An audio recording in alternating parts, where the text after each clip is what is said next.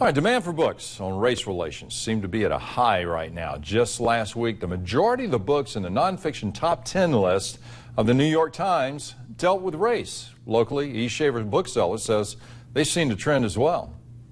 The front window of this independent bookstore in downtown Savannah is filled with books on race and how to deal with it. That list is long. Jamal Touré teaches Africana Studies and Criminal Justice and has a few suggestions for starters.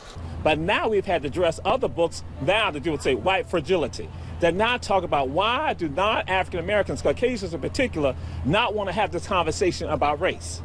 And then there's a book also called So You Want to Talk About Race, where now you engage in the conversations. And another book that I throw out there too to people, Blindspot. It now talks about the prejudices that we all have, the biases.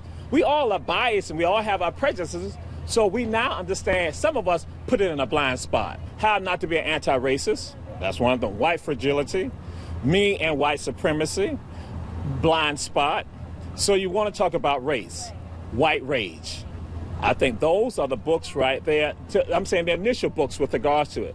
And what's so wild about this, you can read some of them online. Some of them you can even do Google Books, and you can see some of these books without even paying a fee.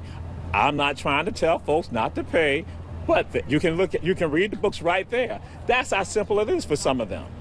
Touré says we've been through this before in just about every century. He says we are not monolithic and we are not a nation of one group. We are a group of different cultures, and knowing about the past can give you hope for the future.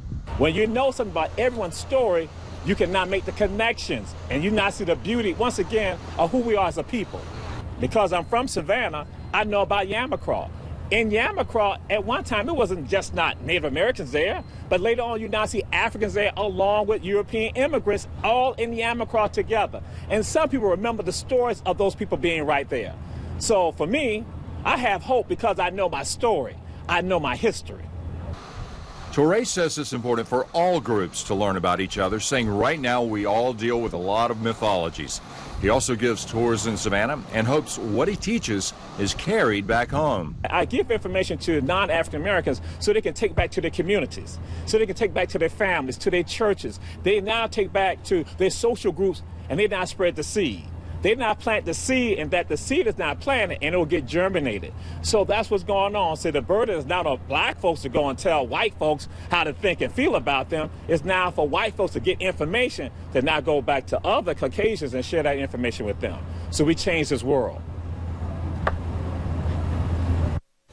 All right, that's a lot of books there. For a list of those books that Dr. Touré suggested, you can check it out, this story, on our website. We'll have it posted very soon.